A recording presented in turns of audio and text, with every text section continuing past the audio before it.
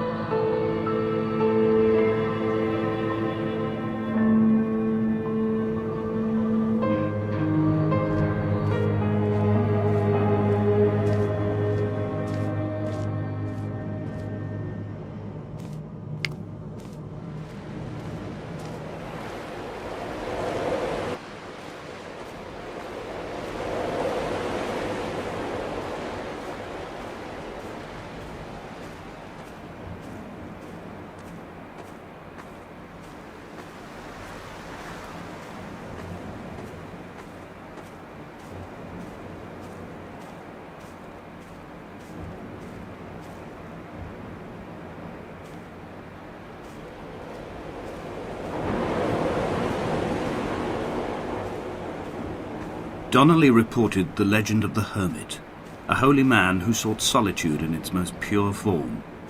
Allegedly, he rode here from the mainland in a boat without a bottom, so all the creatures of the sea could rise at night to converse with him. How disappointed he must have been with their chatter. Perhaps now, when all that haunts the ocean is the rubbish dumped from the tankers, he'd find more peace. They say he threw his arms wide in a valley on the south side, and the cliff opened up to provide him shelter. They say he died of fever 116 years later. The shepherds left gifts for him at the mouth of the cave, but Donnelly records they never claimed to have seen him. I have visited the cave and I have left my gifts, but like them, I appear to be an unworthy subject of his solitude.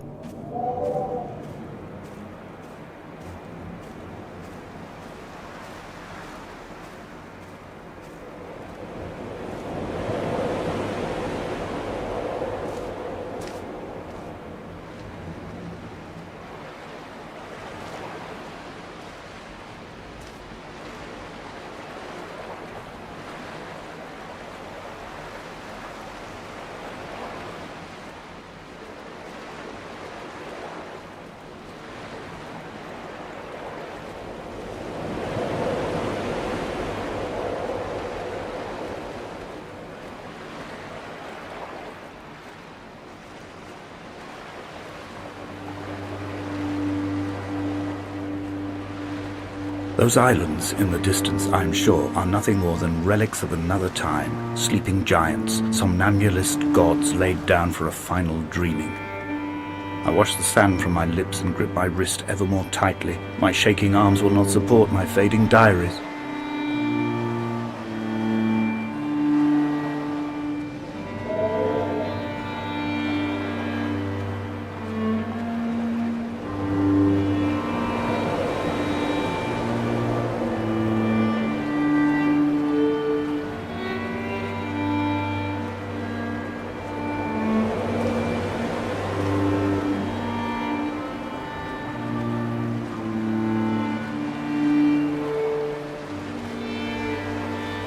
Dear Esther, I found myself to be as featureless as this ocean, as shallow and unoccupied as this bay, a listless wreck without identification.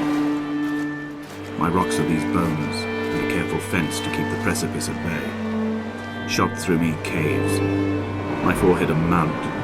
This area will transmit into me so. All overexposed, the nervous system, where Donnelly's boots and yours and mine still trample. I will carry a torch for you. I will leave it at the foot of my headstone. You will need it for the tunnels that carry me under.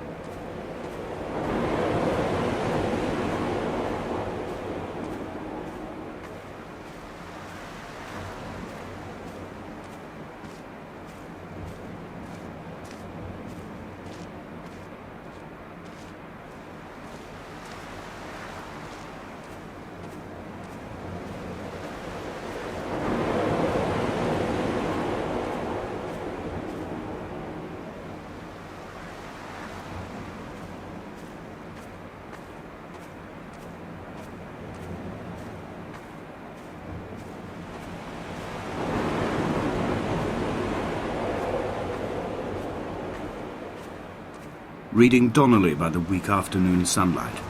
He landed on the south side of the island, followed the path to the bay and climbed the mount. He did not find the caves, and he did not chart the north side. I think this is why his understanding of the island is flawed, incomplete. He stood on the mount and only wondered momentarily how to descend. But then, he didn't have my reasons.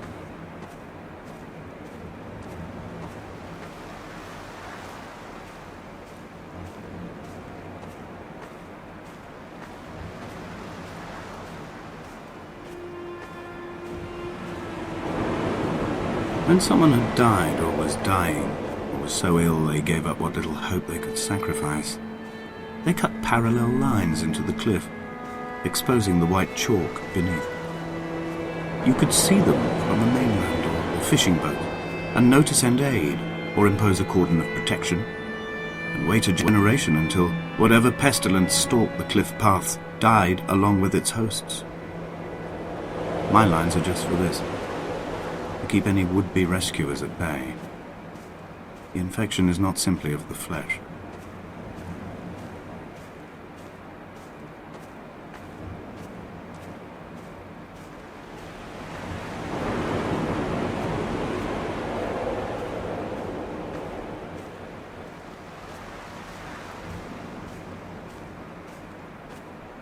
I quote directly: a motley lot with little to recommend them. I have now spent 3 days in their company. That is, I fear, enough for any man not born amongst them.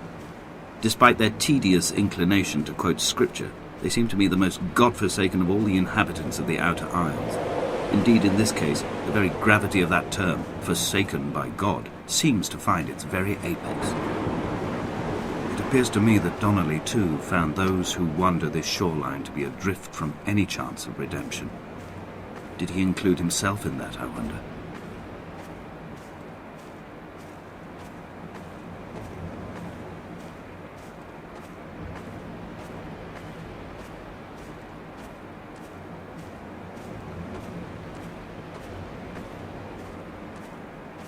Dear Esther, I met Paul. I made my own little pilgrimage. My Damascus, a small semi-detached on the outskirts of Wolverhampton. We drank coffee in his kitchen and tried to connect to one another. Although he knew I hadn't come in search of an apology, reason or retribution, he still spiraled in panic, thrown high and lucid by his own dented bonnet. Responsibility had made him old.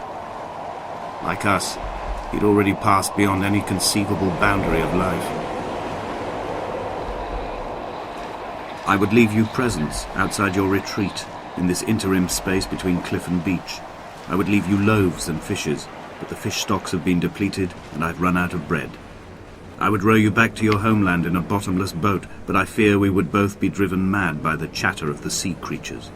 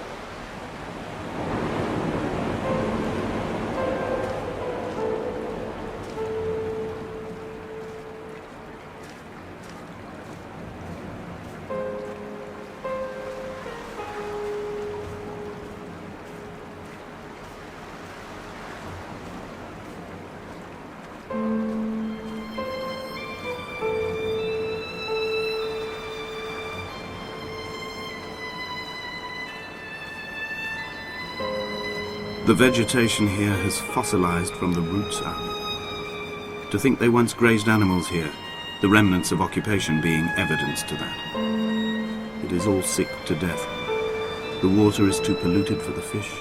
The sky is too thin for the birds, and the soil is cut with the bones of hermits and shepherds.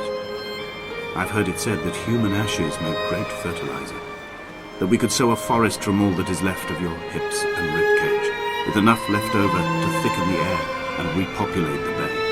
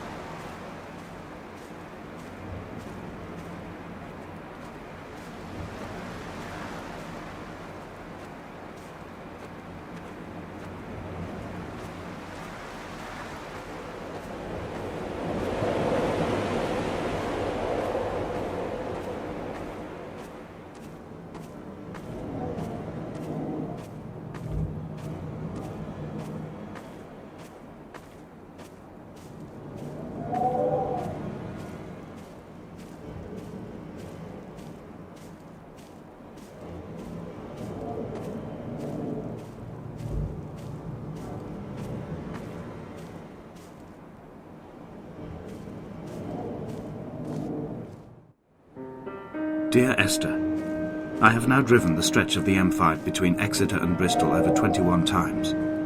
But although I have all the reports and all the witnesses, and have cross-referenced them within a millimetre using my Ordnance Survey maps, I simply cannot find the location. You'd think there would be marks to serve as some evidence. It's somewhere between the turn-off for Sanford and the welcome brake services. But although I can always see it in my rear-view mirror, I have as yet been unable to pull ashore.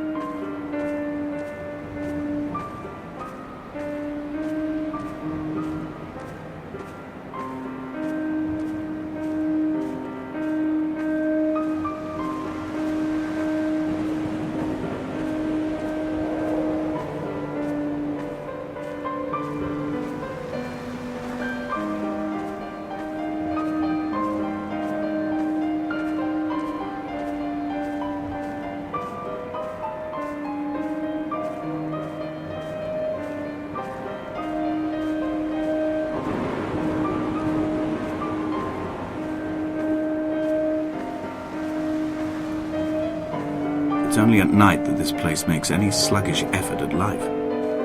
You can see the buoy and the aerial. I've been taking to sleeping through the day in an attempt to resurrect myself. I can feel the last days drawing upon me.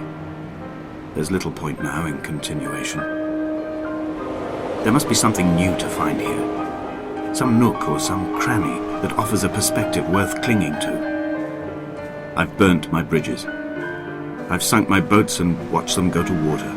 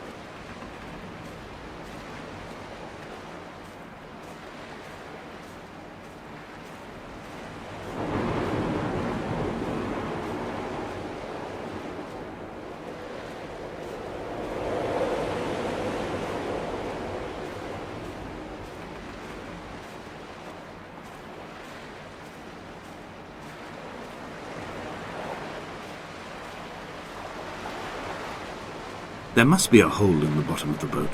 How else could new hermits have arrived?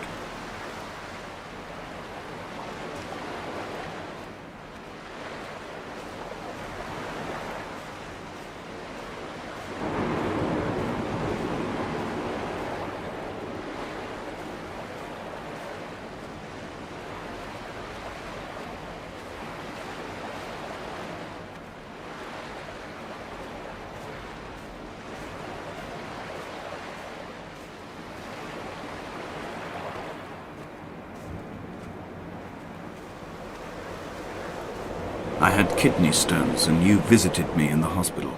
After the operation, when I was still half submerged in anesthetic, your outline and your speech both blurred.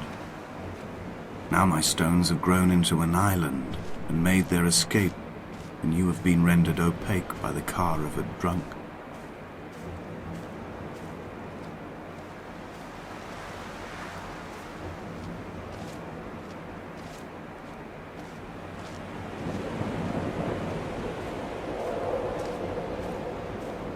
When I first looked into the shaft, I swear I felt the stones in my stomach shift in recognition.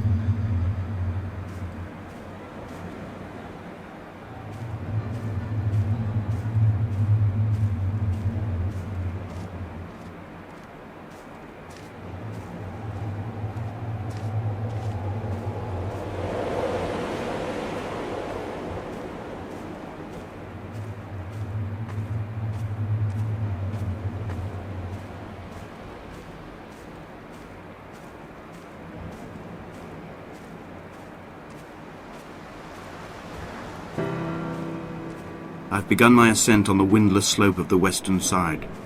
The setting sun was an inflamed eye squeezing shut against the light shone in by the doctors. My neck is aching through constantly craning my head up to track the light of the aerial. I must look downwards, follow the path under the island to a new beginning.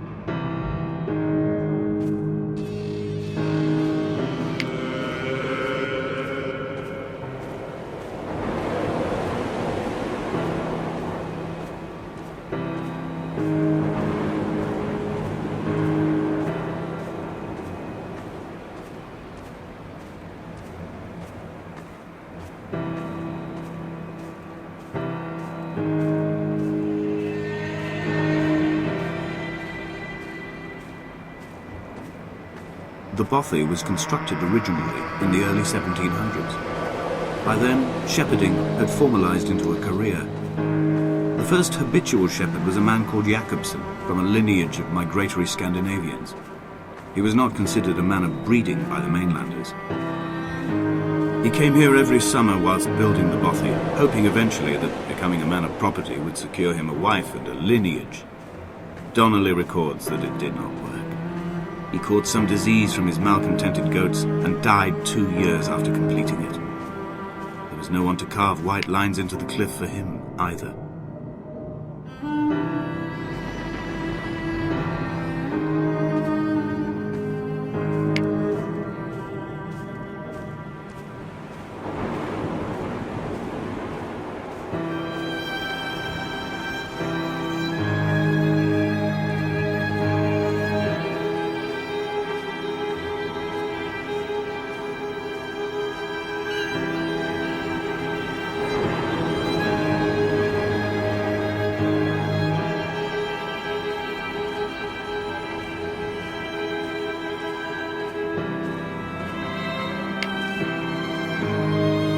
My heart is landfill, these false dawns waking into the still never light.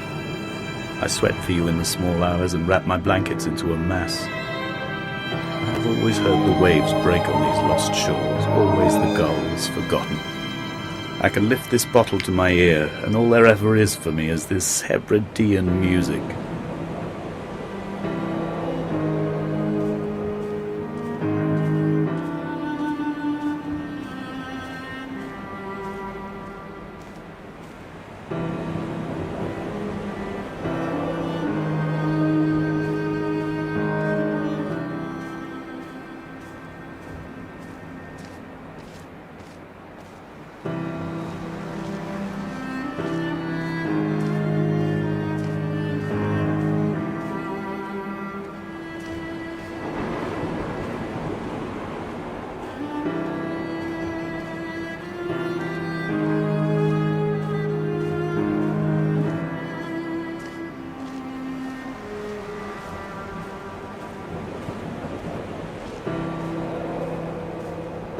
He left his body to the medical school and was duly opened out for a crowd of students 21 days after his passing. The report is included in my edition of his book. The syphilis had torn through his guts like a drunk driver, scrambling his organs like eggs on a plate. But enough definition remained for a cursory examination, and, as I suspected, they found clear evidence of kidney stones.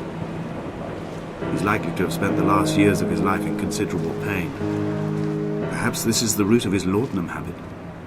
Although its use makes him an unreliable witness, I find myself increasingly drawn into his orbit. They found Jakobsen in early spring. The thaw had only just come. Even though he'd been dead nearly 7 months, his body had been frozen right down to the nerves and had not even begun to decompose. He'd struggled halfway down the cliff path, perhaps looking for some lost goat, or perhaps in a delirium, and expired, curled into a claw right under the winter moon. Even the animals shunned his corpse. The mainlanders thought to bring it home unlucky. Donnelly claims they dragged it to the caves to thaw out and rot, but he is proving an unreliable witness.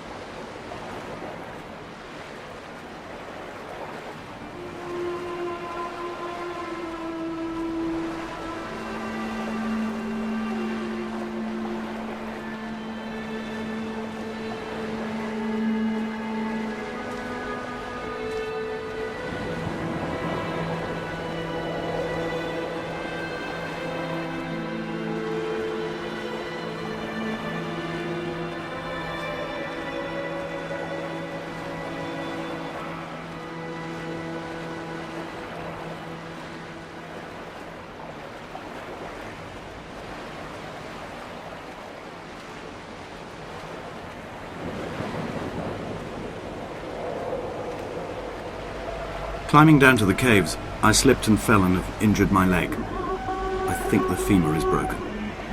It is clearly infected. The skin has turned a bright, tight pink, and the pain is crashing in on waves, winter tides against my shoreline, drowning out the ache of my stones. I struggled back to the bothy to rest, but it has become clear that there is only one way this is likely to end. The medical supplies I looted from the trawler have suddenly found their purpose. They will keep me lucid for my final ascent.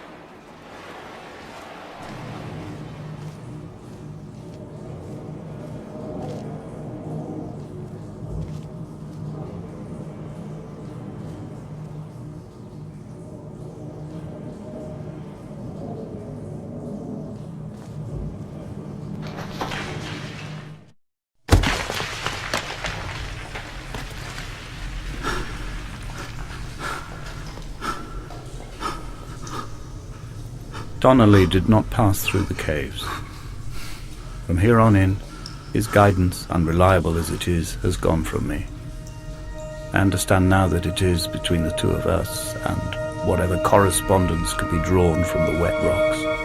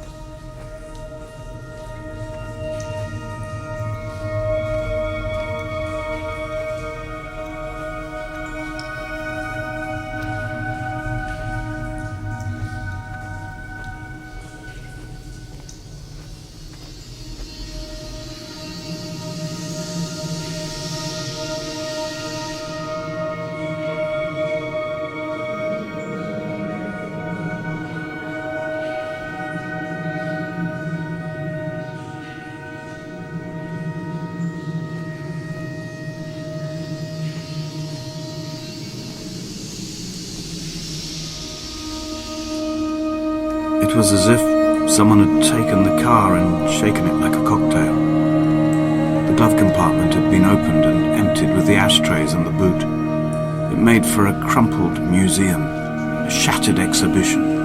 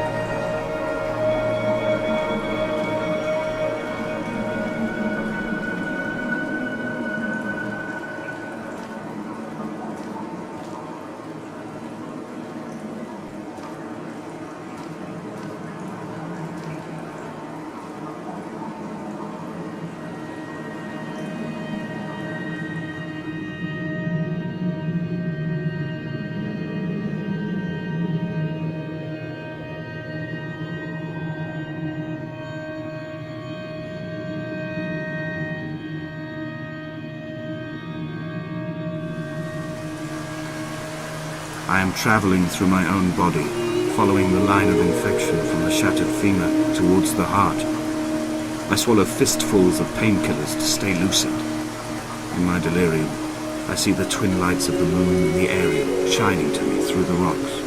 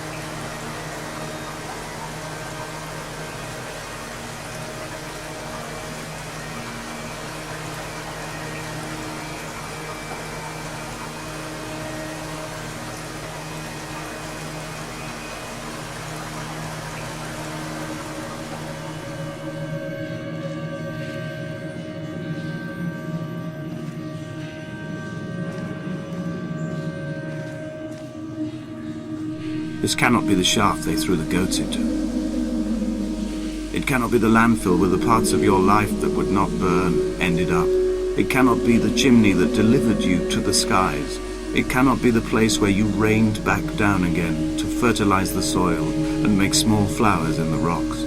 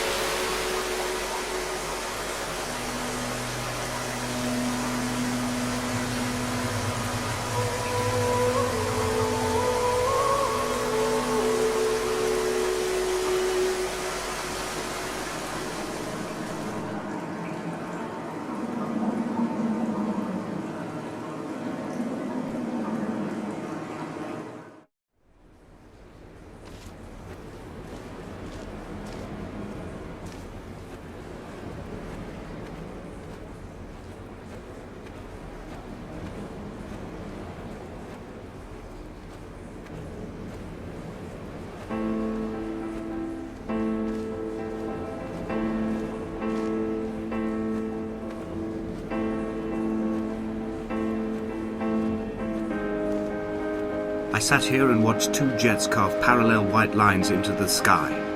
They charted their course, and I followed them for 21 minutes until they turned off near Sanford and were lost. If I were a gull, I would abandon my nest and join them. I would starve my brain of oxygen and suffer delusions of transcendence. I would tear the bottom from my boat and sail across the motorways until I reached this island once again.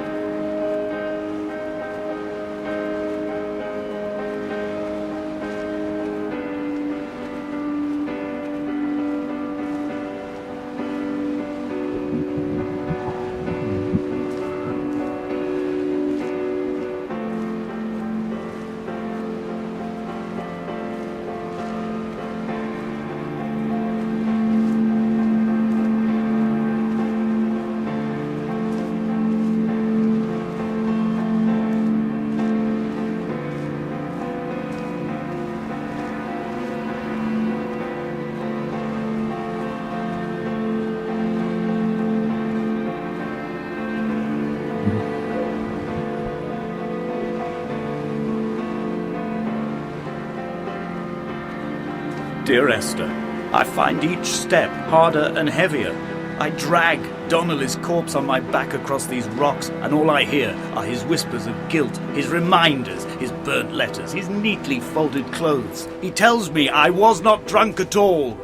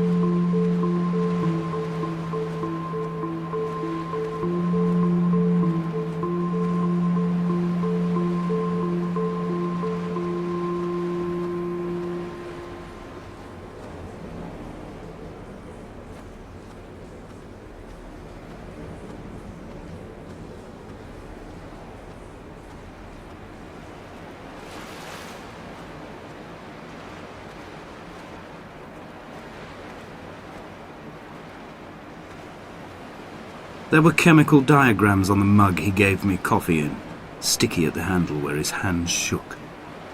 He worked for a pharmaceutical company with an office based on the outskirts of Wolverhampton.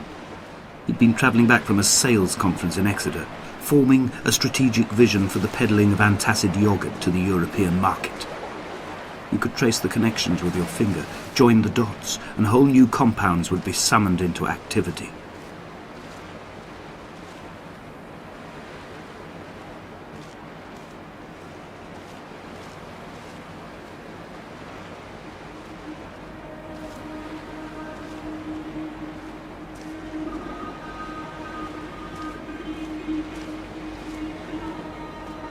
From here, I can see my armada.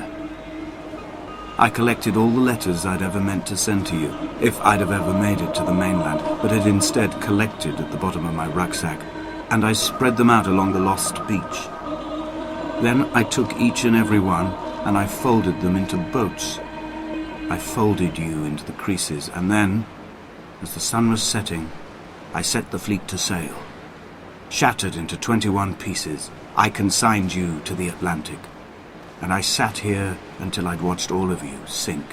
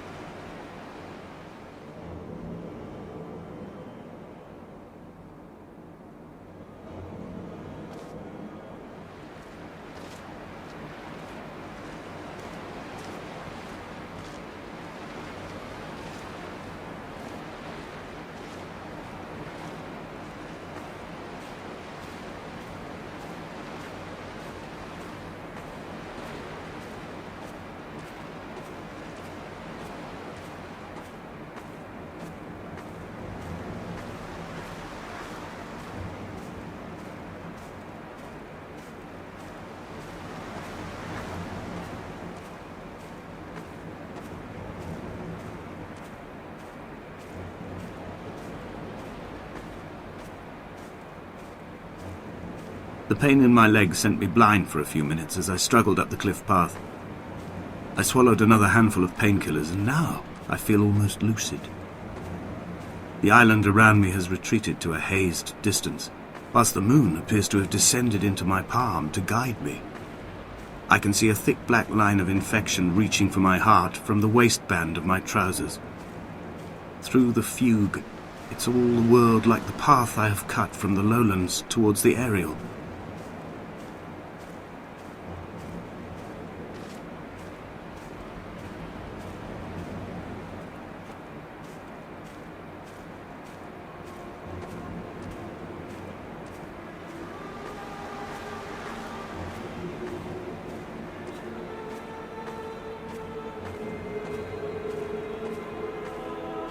I've begun my voyage in a paper boat without a bottom.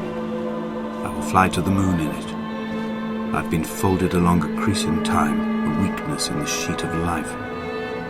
Now you've settled on the opposite side of the paper to me. I can see your traces in the ink that soaks through the fibre, the pulped vegetation. When we become waterlogged and the cage disintegrates, we will intermingle. When this paper aeroplane leaves the cliff edge and carves parallel vapor trails in the dark, we will come together.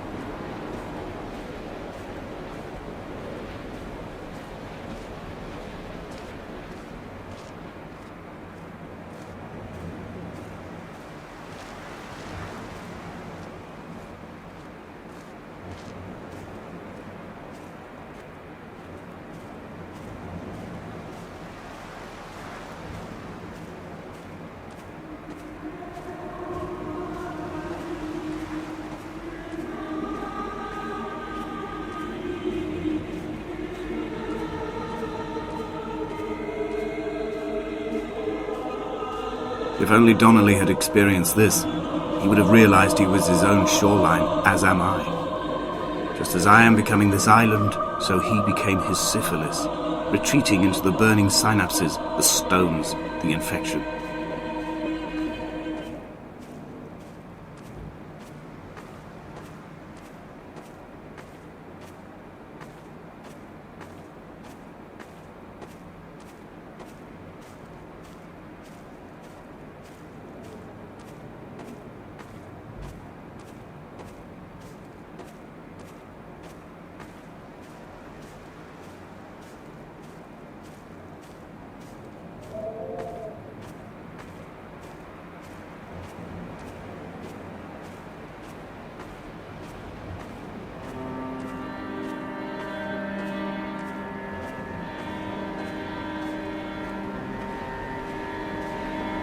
The stones in my stomach will weigh me down and ensure my descent is true and straight.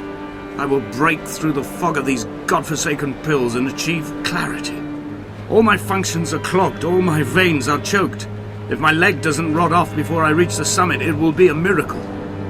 There are 21 connections in the circuit diagram of the anti-lock brakes. There are 21 species of gull inhabiting these islands. It is 21 miles between the Sandford Junction and the turn-off for home. All these things cannot, will not be a coincidence.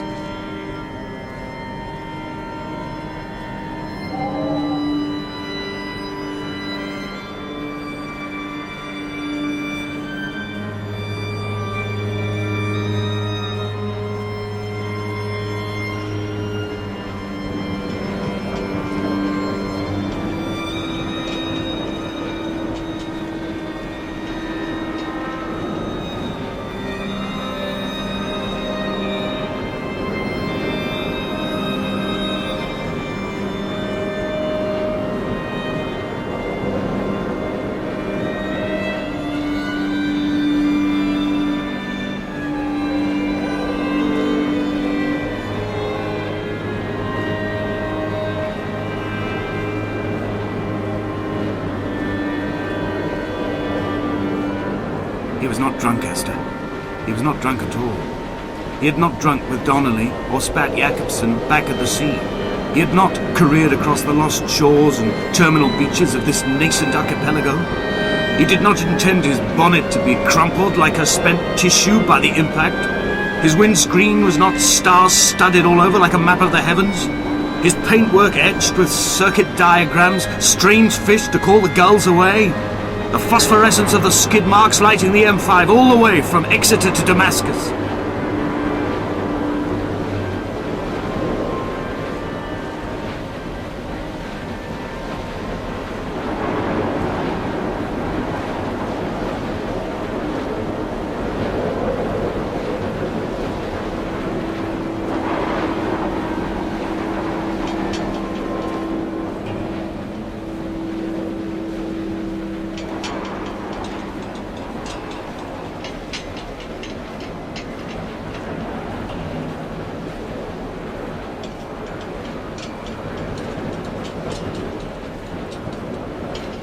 I am the Ariel.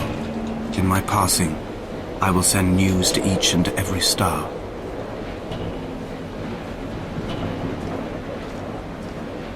Dear Esther, I have burnt my belongings, my books, this death certificate.